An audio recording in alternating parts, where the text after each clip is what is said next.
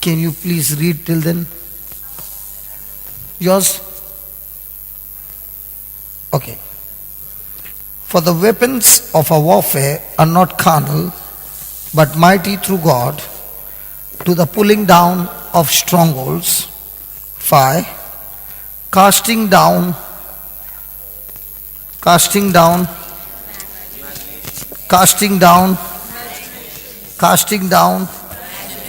most of the time, what imaginations do we have? Do we have imaginations based on God's word or circumstances?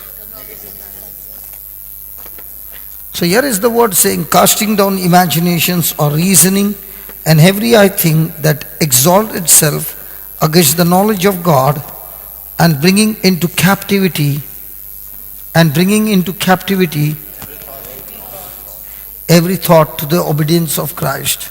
So here is the Lord teaching us that there is a warfare. We are going to take it tomorrow as well. But tonight, before you go, I want you to listen to this testimony so that when you are lying down on the bed, you will have lots and lots to talk to the Holy Spirit tonight.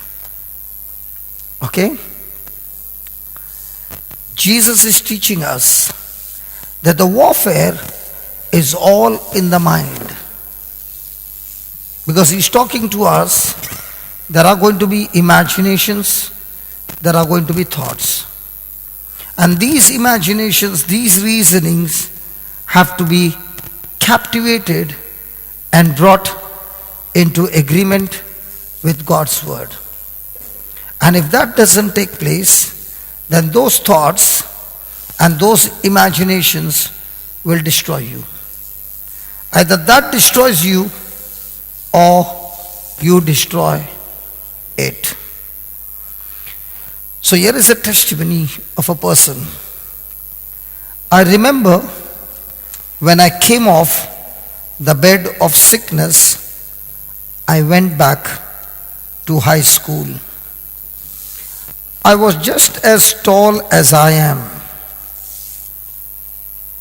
but I only weighed 40 kgs. They called me a walking skeleton. As I told you, people call you by names, and they called him walking skeleton. Now when they call you by that name, will it affect you? If you accept it? Yes.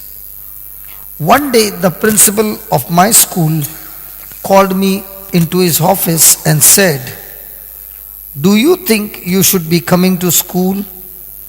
All the women teachers are just scared to death that you are going to fall down dead in the classroom. They have called your doctor and he has told them, yes, that's just what he will do. And that is just frightening them to death.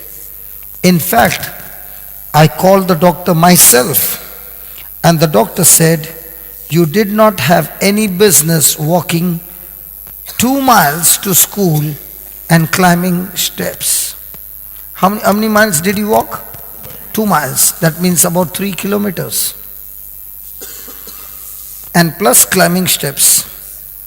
He said, you are just up by your willpower, and that he would give you 90 days at the most to live.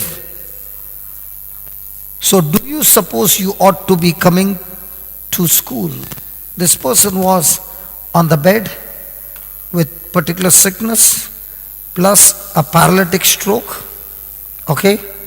And this child who was in school read that Mark 11:23 and 24 hundreds and thousands of times.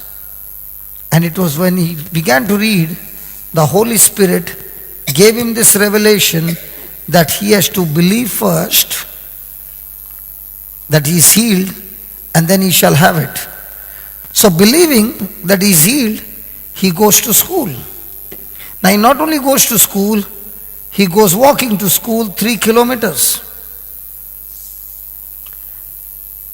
Because of his sickness, he looks like a skeleton. Now look, I said, Mr. Smart, for the doctor, I am not up by my willpower, but I am up and going by faith. I told him what the Lord Jesus Christ said when he was on earth, as recorded in Mark 11:24. Therefore I say unto you, what things soever you desire, when you pray, believe that you have received them, and you shall have them. I did not argue with him about divine healing. I just talked about prayer and faith. Now, was he talking to the doctor? Yes. The doctor understands divine healing or physical medicine healing. So if he would talk on that topic, physical medicine healing, would he be able to convince the doctor? No. So he decides to talk to the doctor, what? Divine healing. I continued, Mr. Smart, I believe that I've received healing for my heart and my body, and I'm not walking by willpower. I'm walking by faith. And do you know that man began to weep, and he said, Son, if that is what you are doing, I won't stand in your way a minute. I don't understand it myself. But if you want to come to school, you just come on. I'll just talk to these teachers, and they will have to do the best they can. I said, I believe I have received my healing. I believe I have what I prayed for. Well, son, he said, I won't put one stone in your way. I phoned your mother and asked her if she should take you out, and she told me the same thing. She said, no, Mr. Smart, he is not up by the willpower. He is walking by faith, and his faith will hold him out. I said, it will, sir. He did not realize it, but he immediately played right into the hands of the enemy himself. He did put some stones in my way. He said, I'm going to talk to all of your teachers, and anytime you want to, you can go out of the class for a breath of fresh air or a drink or for a drink of water. Or you can just get up and go home if you want to. I give you permission ahead of time. Just don't ask anyone anything. Just do what you feel like doing. Oh, he made it so easy to fail. But you know, if I had missed one class, if I had failed to climb those steps into the schoolhouse just one time, I would be admitting failure and been acting in doubt, and my faith would not hold me out. So I did not miss one class, and I tell you, as weak as I was by the time those afternoon classes came around, it would have been easy to miss classes, but I never missed one. I had my worst struggles and my hardest battles in the night time. Whether you realize it or not, the devil is a good mathematician. After I would go to bed at night, the devil would say, you have just got so many days left, boy. Remember what the doctor said. Only 90 days to live. Every night the devil would tell me how many more days I had left. I would struggle sometimes in the night time for hours, casting down imaginations. And that is not always easy. I remember one time I don't think I slept over an hour all day long for fighting the good fight of faith.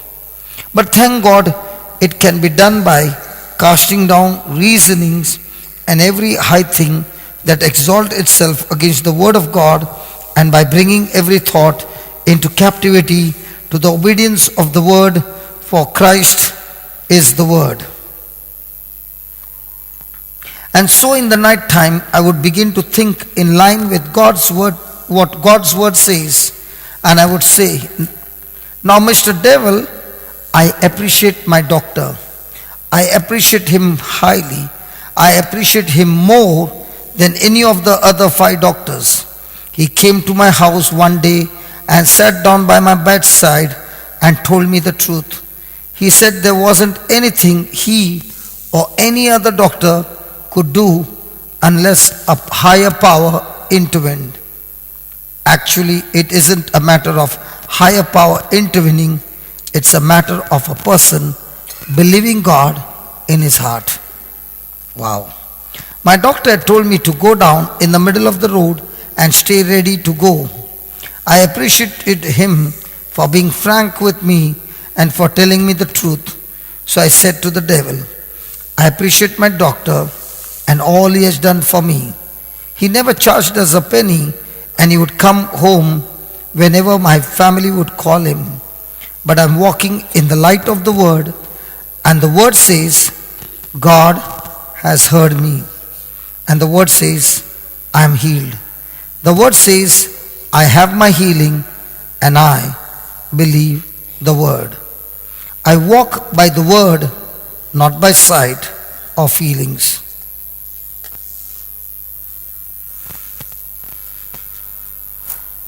This man lived to be around mid of 80s from his school, and he died in his mid 80s, for he believed what God had told him.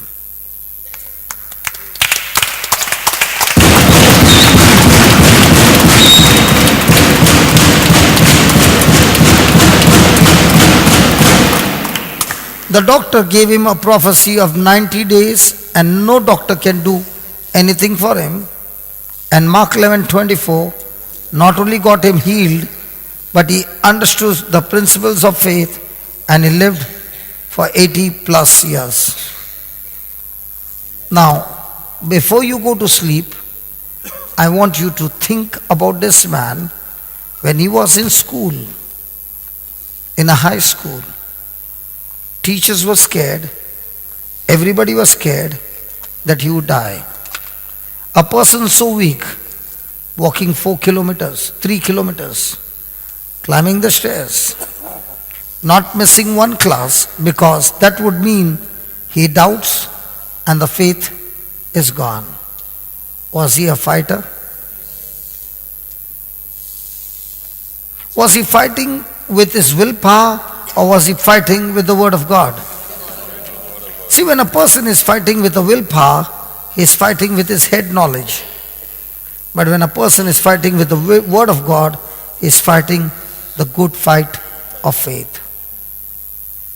Can you tell your neighbor, fight the good fight of faith?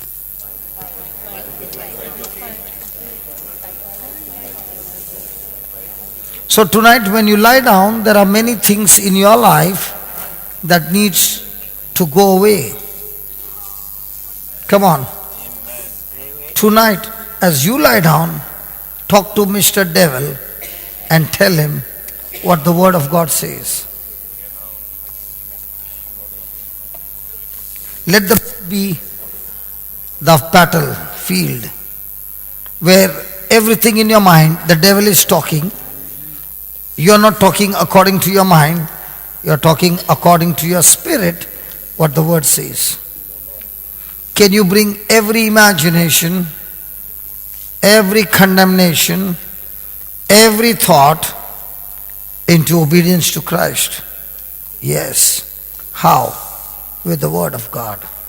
So we'll continue this topic tomorrow. Praise God. God bless you.